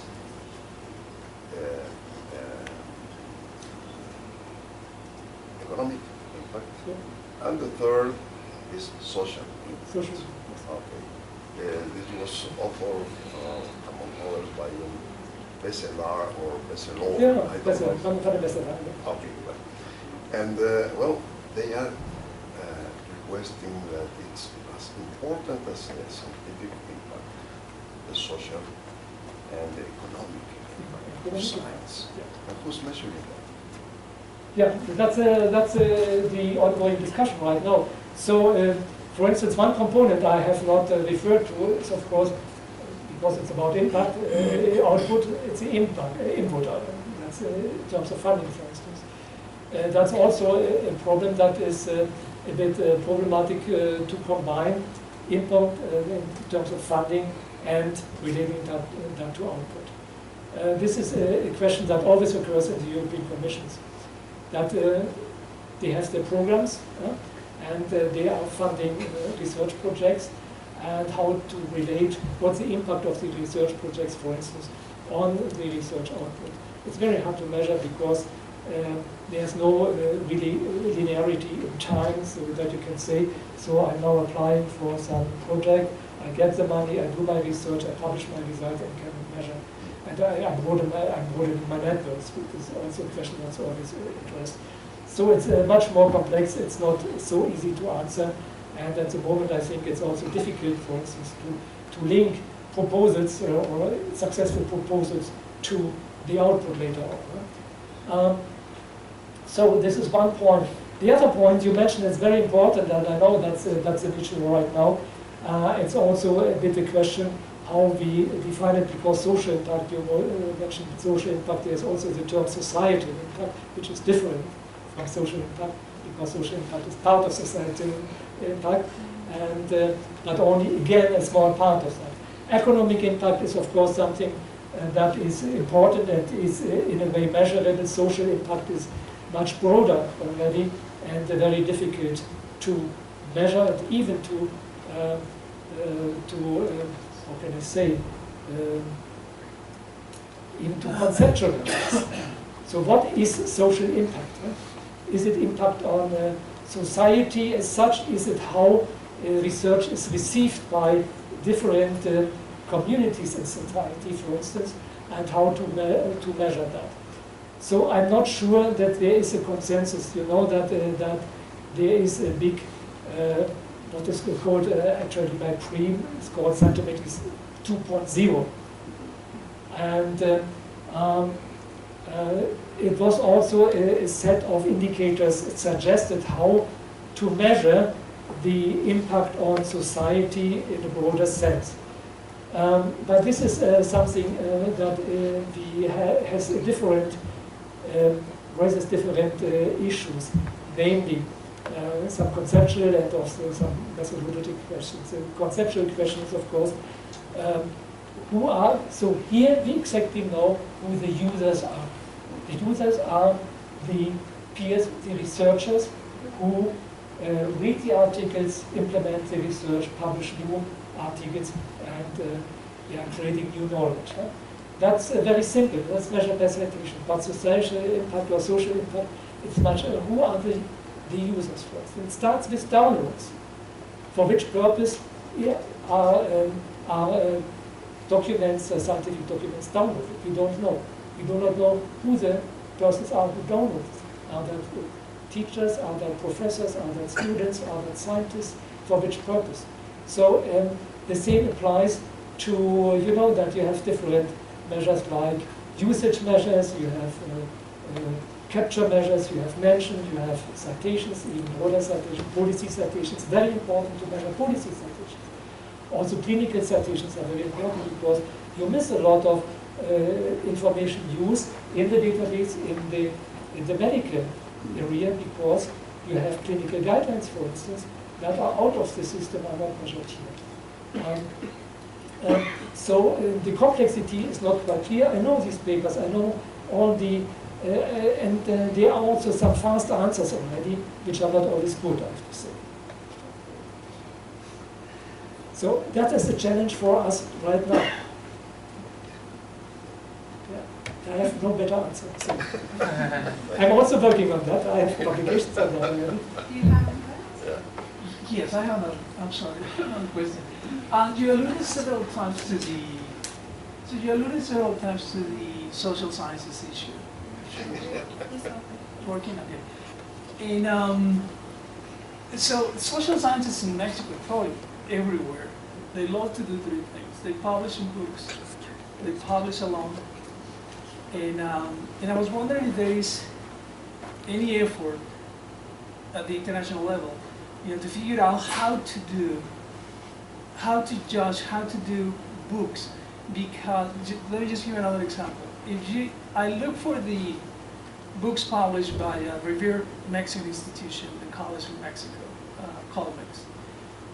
I pull 170 books from Web of Science, and these guys have published over 12,000 books. Now the publishers is a huge issue here, I guess, right? I mean, because there are so many different businesses doing this. Is there any effort, you know, towards trying to figure out how to do that? And of course, books are not cited. I'm not sure if books are Well, not cited. they're cited much less, you know, considerably less than our books. So, yeah, but I have to say that social sciences is not equal to social sciences. You know that social sciences have subject fields which are very close to, how can I say, communication behaviors of in the sciences, like psychology, for instance, or economics is also quite close. We also publish in journals very frequently. Of course, also scientists in the so-called hard sciences are publishing books, of course.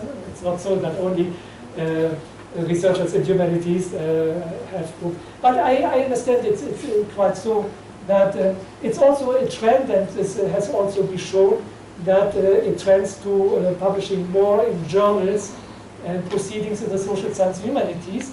In some context, they have already called books career killers in the social sciences, because it cannot be measured.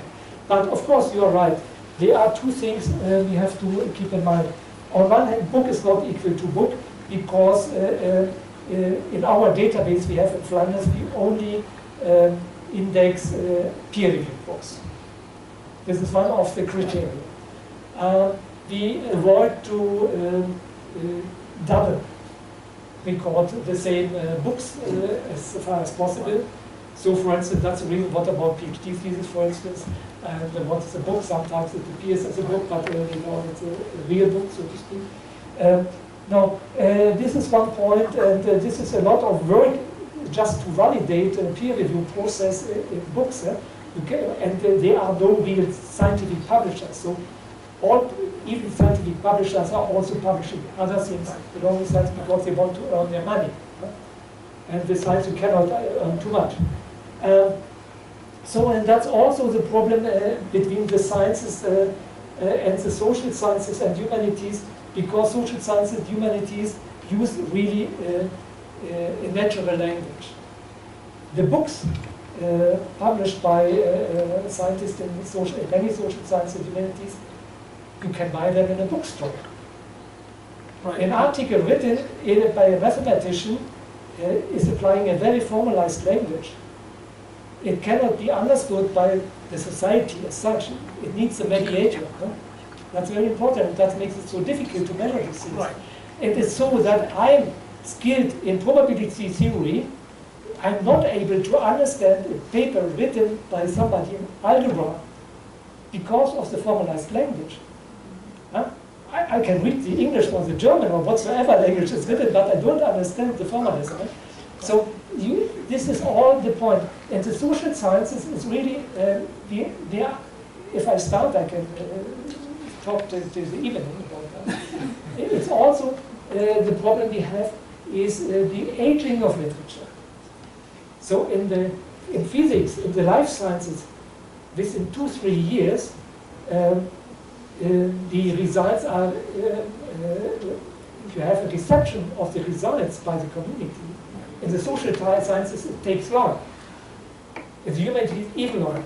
If you look at the reference list in the social sciences and humanities, even in psychology, I have nice slides on that from physics and psychology, sociology, where you find also the references. It's a very small share that is younger than 5 years. Most references are much older. In physics, it's the other way around. Also, if you look in physics, 98% come from German literature in social sciences. And that's interesting, not only books. It comes outside the sciences. Literature is cited. So, for instance, I was shocked by that. I thought Isaac Asimov, everybody knows it. No? Knows him. He was also a scientist and they published scientific papers. But what is his most cited work? Huh? What do you think? I, Robot. It's so communication is different in social sciences, humanity, and even if you look at references in humanities, it's even worse. They are not citing that because they use the information, because it's a subject. It's a subject of their work. You think so? Joseph Stalin is highly cited, not because he was a good scientist, because they study the phenomenon of the Soviet Union, of the dictatorship, his dictatorship. That makes the reason. So citation has a different function in the social sciences in part, but in the humanities. The question is whether or not it's quantifiable. Yeah, that's the question. You have to quantify it in the way you need more time for recording and to tracing the publications, for the citations, and you have to look at what these citations cover actually. Yeah? That's again what I'm talking about, meaningful indicators.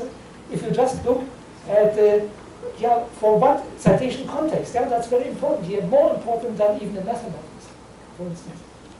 So these are the points, and these are not solved, and this makes me a bit looking like that at these studies I received, where you have a fast retrieval of a corpus, and you don't know what the quality, is it really covering the topic, for instance, is it complete? are books, for instance, missing or something like that, or publication types or document types. And then again, it's just you look at these standard tools like SiteSpace, Payek, or WOSView, or whatsoever they are called, and then you come up with a visualization, and visualization is not a analyzing tool, it's a visualization, it just helps to visualize things and not to analyze things.